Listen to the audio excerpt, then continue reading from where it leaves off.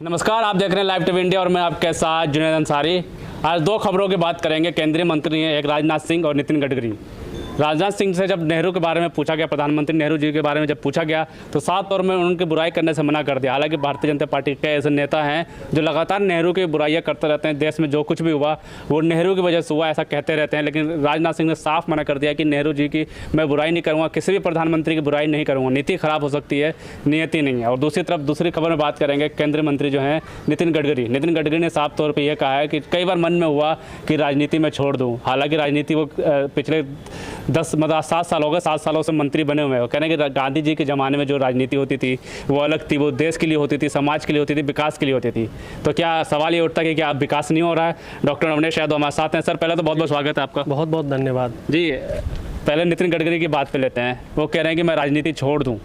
पहले की राजनीति जो थी विकास की थी, समाज की थी, और लगभग 7 से 8 सालों से ये भी मंत्री हैं। तो कह रहे हैं राज्य में विकास या कोई समाज की बात नहीं हो रही है? ये परिवहन मंत्री हैं और रोड जो बन रही हैं तो वो सारा डिपार्टमेंट इन्हीं के साथ, इन्हीं के पास है। और अगर इन्हें राजनीति छोड़नी है गडकरी साहब को, तो इन्हें किसी की परमिशन की ज़रूरत नहीं है या इस तरह के किसी स्टेटमेंट को देने की क्या ज़रूरत है। एक एग्जाम्पल सेट करें और राजनीति छोड़ दें। कथनी करनी में फ़र्क ना रखें। लेकिन ये देखने में आया है कि बीजेपी और आरएसएस के लोग, इनकी कथनी कुछ और होती है और करनी कुछ और होती है। हालांकि चलो, गडकरी साहब ने इतना साहस दिखाया और गांधी जी की नीतियों की तारीफ की, क्योंकि जब कभी मैंने देखा है, जब कभी ये लोग फंसे हुए नजर आते हैं, जब इनके सामने परिस्थितियां विपरीत होती हैं, प्रतिकूल होती हैं, तो ये ना चाहते हुए भी गांधी का सहारा लेते हैं। क्योंकि बापू का सहारा आपको लेना ही पड़ेगा। बापू कोई एक व्यक्ति नहीं थे, ये एक विचारधारा थे। कहीं ना कहीं उन्होंने माना डॉक्टर साहब कि इस राज्य में विकास नहीं हुआ है, क्योंकि कह रहे हैं कि विकास पहले होता था, अब विकास नहीं हुआ है। दूसरी तरफ इनकी जो पार्टी, अब राजनीति का मतलब बदल गया है। जो ये बात कह रहे थे वो कई मायने में महत्वपूर्ण बात है कि अब राजनीति सिर्फ सत्ता के लिए होती है।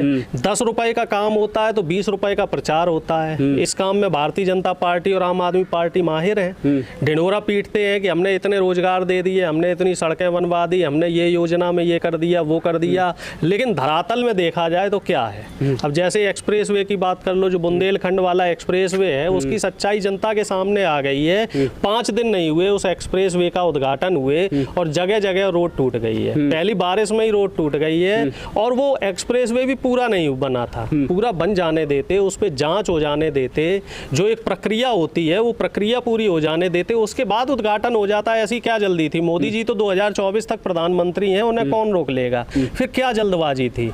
क्योंकि कहते हैं ना, जल्दी का काम शैतान का काम होता है। वही हुआ, नुकसान हुआ ना। नुकसान किसका हुआ? देश के पैसे का। लेकिन इसमें जो देखने वाली बात है, वो देखने वाली बात ये है कि इस समय देश की चिंता किसी को नहीं है। लेकिन विकास तो लगातार कर रहे हैं प्रधानमंत्री। इनके मंत्री करेंगे विकास भी नहीं हो रहा है, जनता के लिए कुछ बात ही नहीं हो रही है। अनाज तो देते हैं 5 किलो।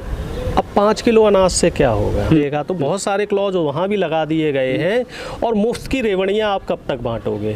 ठीक है, आप रोजगार कब दोगे? आप एमएसपी कब दोगे? भाई, किसानों के सामने अभी भी वो बहुत बड़ी समस्या है एमएसपी वाली। कमेटी अभी तक उस पर पता नहीं गठित हुई है या नहीं हुई है, और उस पर आगे कुछ कार्रवाई हो रही है या नहीं हो रही। तकरीबन 7-8 महीने हो गए हैं, उस पर भी अभी पेच फंसा हुआ है। और दूसरी बात यह है, महिलाओं के लिए पिछले 1 साल में 1 करोड़ से ज़्यादा महिलाएं बेरोजगार हो गई हैं।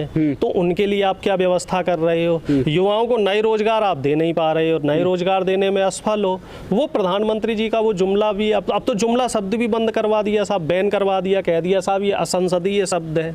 कई शब्द ऐसे हैं, 10-12 शब्द, जो प्रधानमंत्री जी पे उल्टे बैठ रहे थे, तो उनको संसद में बैन करवा दिया गया और उन शब्दों को असंसदीय शब्द बोल दिया गया। यानी कि आप जुमला नहीं बोल सकते, आप भाषण भी नहीं बोल सकते, आप प्रधानमंत्री के ऊपर अब कटाक्ष नहीं कर सकते, आप सरकार से अब सवाल नहीं कर सकते। सरकार से अगर आप सवाल करोगे तो आपके ऊपर कानूनी कार्रवाई होगी। लेकिन उन्हीं के मंत्री ने कहीं ना कहीं इशारा दे दिया कि ना विकास हुआ है इस सरकार में, ना समाज की बात हुई है, सिर्फ सत्ता के लिए राजनीति कर रहे हैं। निश्चित तौर पे सत्ता के लिए राजनीति हो रही है। गडकरी साहब का प्रधानमंत्री जी से क्या पेच है, ये तो वही जाने। हो सकता है उनके अंदर भी प्रधानमंत्री बनने की लालसा हो। वो सोच रहे हो कि भाई मोदी जी को हटाया जाए, अपदस्थ किया जाए, अपनी इमेज अच्छी की जाए, जिससे कि वो एक विकल्प के रूप में बन के निकले। लेकिन जो ये नीति है, अगर वाकई वो देश के लिए कुछ करना चाहते हैं तो खुल के आए ना सामने, अपने पद से इस्तीफा दें। और जो राजनाथ सिंह जी भी जो बात कह रहे हैं, पहले प्रधानमंत्री जो नेहरू जी हैं लगातार उनके कटाक्ष करते हैं भारतीय जनता पार्टी के, चाहे प्रधानमंत्री हों चाहे कई ऐसे नेता जो लगातार नेहरू जी को याद करते रहते हैं, लेकिन जब राजनाथ सिंह से बात की गई तो साफ तौर पर उन्होंने बुराई करने से मना कर दिया। देखिए निश्चित तौर पे इस समय आज की तारीख में जो पिछली यूपीए सरकार थी उसमें आडवाणी जी, मुरली मनोहर जोशी जी और जो पुराने नेता थे यशवंत सिन्हा, जसवंत सिंह, उनकी अनदेखी हुई, उन्हें साइड कर दिया गया। और मोदी 2 जो 2019 के बाद है, इसमें 2 नेता जो हैं वो निशाने पे हैं। बाकी जो नेता थे अटल जी की बीजेपी के, तो उनमें से कुछ लोगों का देहांत हो गया। जेटली जी थे जिसमें सुषमा जी थी और पारेकर साहब थे। तो अब ये 2 नेता बचे हैं, एक तो राजनाथ जी और दूसरे गडकरी जी। तो इनको कहीं ना कहीं बर्फ में लगाने की तैयारी हो रही है। तो इन्हें भी कहीं ना कहीं से सूचना मिल रही है कि हाँ साहब हमारे लिए गड्ढे खोदे जा रहे हैं और हमें आडवाणी बनाने की प्रक्रिया पे काम चल रहा है। तो ये उसी प्रक्रिया का डर है जो ये जनता के बीच में आके इस तरह की बात बता रहे हैं और एक अपनी सॉफ्ट कोर नेता की ये छवि बताने की कोशिश कर रहे हैं कि साहब मैं नेहरू जी पे कोई टिप्पणी नहीं करूंगा, या फिर मैं गांधी की नीतियों को मानने वाला व्यक्ति हूं, मैं इस्तीफा दे दूंगा।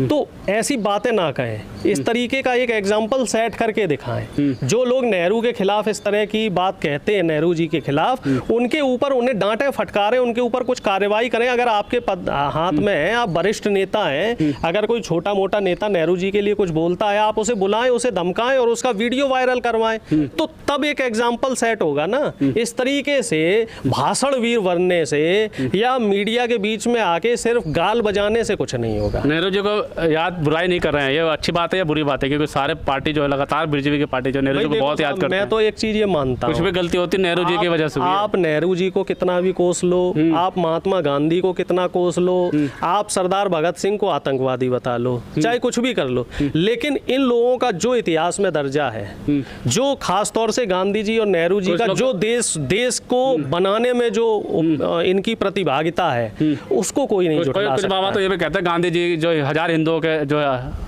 वो है कातिल हैं।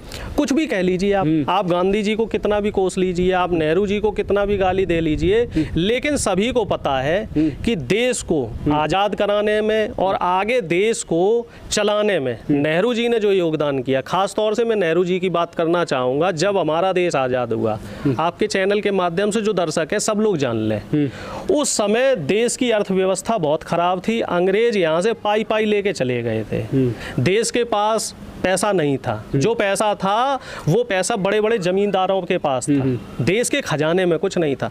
नेहरू जी उस समय देश के सबसे अमीर व्यक्ति हुआ करते थे, जो उनके पिता थे मोतीलाल नेहरू।